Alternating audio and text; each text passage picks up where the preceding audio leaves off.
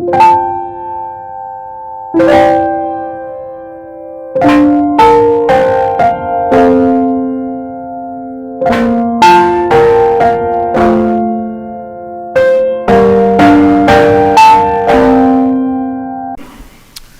말씀은 빈무덤이 주는 교훈이라는 말씀으로 여러분들과 말씀을 나누고자 합니다. 우리가 고난주간을 지나게 되면 제가 이제 사순절이나 이런 것들을 하지 않겠다라고 여러분들에게 사순절의 그 행사들을 하지 않는다라고 말씀을 드렸습니다. 왜냐하면 사순절 그 행사를 통해서 그냥 자기들이 1년, 우리가 자기들이 저도 포함되는 우리들이 1년 내에 그런 날을 살아야 되임에도 불구하고 그냥 그 기간 동안 그냥 금욕적인 삶을 그냥 사는 것이 내가 그리스도의 그 고난에 참여하는 것이고 그리스도의 영광에 나아가는 것이다라는 착각들을 가지고 있기 때문에 오늘날 제가 속한 교단이나 대부분의 장로교회에서는 사순절이나 이런 절기들을 지키지 않습니다. 절기는 단 하나, 그 부활절과 그 추수감사절과 성탄절은 뭐 절기라기보다는 성탄절을 그렇게 지키고 있습니다. 근데 오늘 우리가 부활절을 바라보면서 여러분, 부활의 소망이 어디에 있습니까? 아직도 빈무덤을 바라보는 사람들이 참 많이 있습니다. 예수님의 고난만 생각하고 그 영광을 바라보지 않는다는 것이죠. 아니면 하나님은 우리를 향하여서 구원의 소망을 주시기 위해서 예수 그리스도를 로고스 되시는 말씀으로 계셨던 그 하나님께서 이 땅에 오셔서 우리들을 죄를 구원하고 우리에게 늘 기뻐하고 즐거워하며 그리고 그 기뻐하고 즐거워하는 그 영광을 주신 이유가 나에게 영광 돌리게 하시려고. 인간의 가장 첫째 되는 목적은 무엇입니까? 하나님을 영영토록 영광을 돌리는 삶을 살게 하시는 것입니다. 그런데 오늘 우리에게 하나님께서는 영광을 주셨고 세례를 통하여서 영원한 생명을 주셨음에도 불구하고 영광을 돌리지 못한다는 것이죠. 그리고 대부분 사람들은 겸손하는 것이 하나님의 그 경외하심 안에 짓눌려 있는 것들을 겸손이라고 생각할 때가 많이 있습니다. 아니요, 진정한 겸손은 하나님이 나에게 주신 복을 생각하면서 기뻐 뛰며 정말 주님께 영광을, 날마다 영광을 돌리고 날마다 우리 입술에서 감사가 끊이지 않는 것이 정말 하나님께 영광을 돌리는 삶이라는 것이죠. 하나님 우리에게 짓눌려 있으라고 말씀하신 적이 없습니다. 그리스도의 고난을 생각하되 그 고난을 통하여서 그 고난이 얼마나 어려운 고난이고 얼마나 가치가 있는 것임을 너희가 안다면 너희가 그 고난에 참여하고 그 고난을 통하여서 주어진 기쁨을 누리라는 것이죠.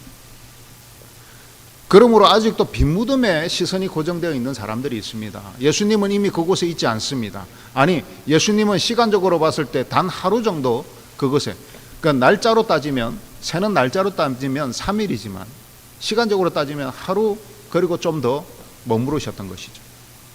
그 영광은, 그리고 그 고난을 통해서 우리에게 영원한 영광을 주셨다는 겁니다. 그리고 오늘 우리에게 선포하십니다. 사망 권세를 이겼노라고. 그리고 그 사망 권세를 이제 내 발 안에 두었고 너희가 나를 믿는 자마다 다 그 영광을 누리겠다라고 말씀하고 계시는 것이죠. 우리의 소망은 빈무덤 속에 있지 않습니다. 오늘 본문 6절에 보면 이렇게 기록합니다. 그가 여기 계시지 않고 그가 말씀대로 살아나셨느니라.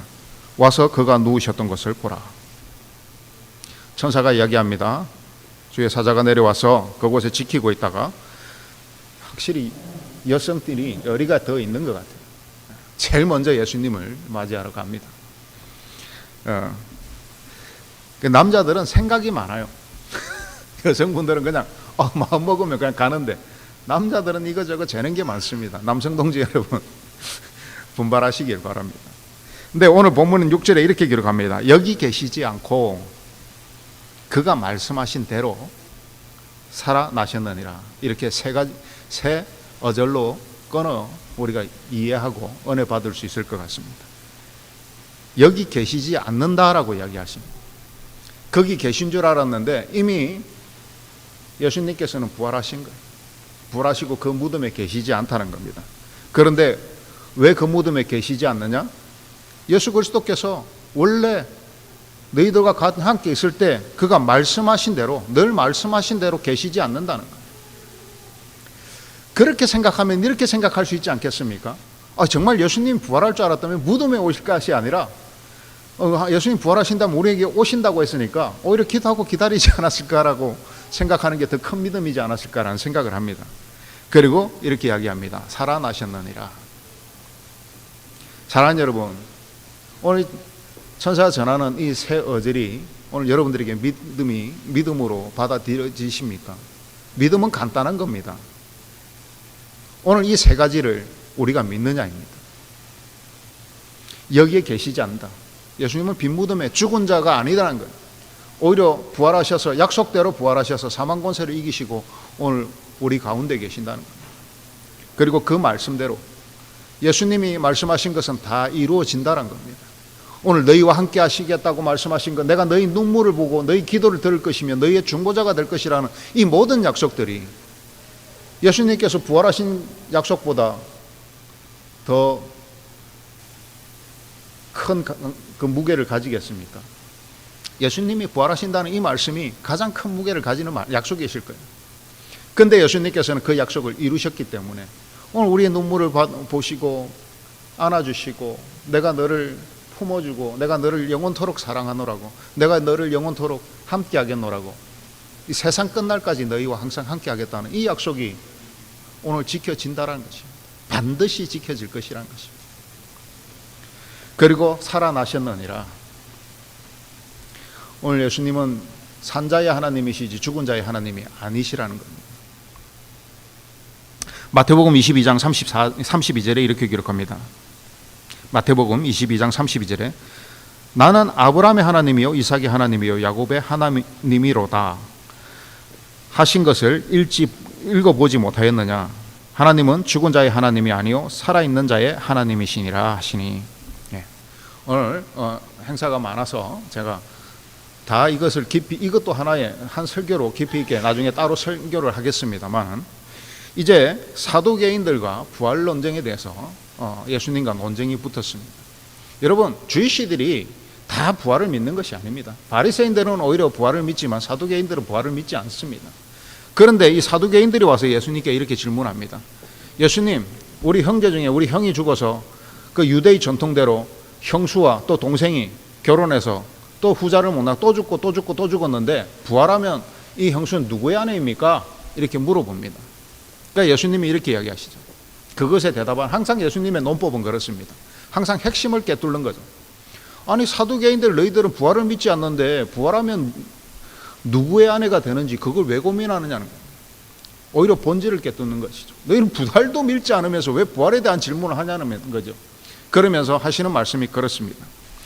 너희가 제대로 이해를 하지 못했구나. 하나님은 아브라함의 하나님이요 이삭의 하나님이 야곱의 하나님이신 것을 너희가 성경에서 읽지 못하였느냐라고 말씀하세요.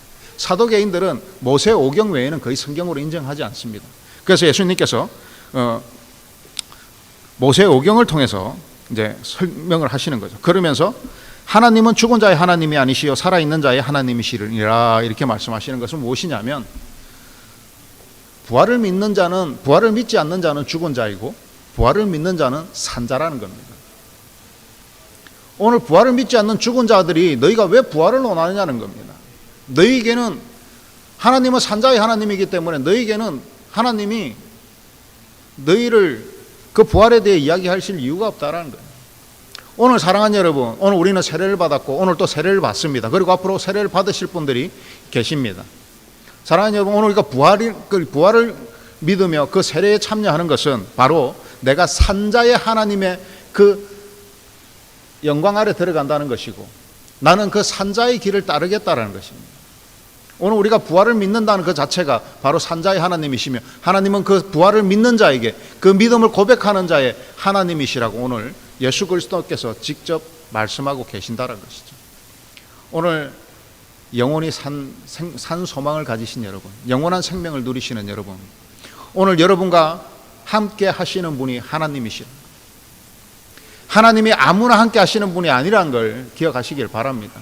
오늘 여러분들을 하나님께서 지명하여 불렀고 내가 너를 택하였나니 너는 내 것이라고 말씀하시는 그 하나님께서 내가 너의 하나님이라고 부활을 믿는 살아있는 그 영광을 믿는 너희들의 내가 그 하나님이라고 내가 너희 아버지라고 하나님께서 말씀하고 계시는 것입니다. 사랑하면 여러분, 오늘 여러분 부활 소망을 믿는다면 여러분들은 이미 살은 자이고 이미 구원받은 자이고 이미 구원의 영광이 여러분 안에 있음을 믿으시고 구원받은 자로서 부끄럽지 않은 삶, 그리고 정말 구원받았다면 하나님 앞에 적어도 10분 20분 일찍 나와 기도로 예배에 참여하시는 것이 구원받은 자의 바른 삶이라는 것입니다. 그리고 이제 마지막으로,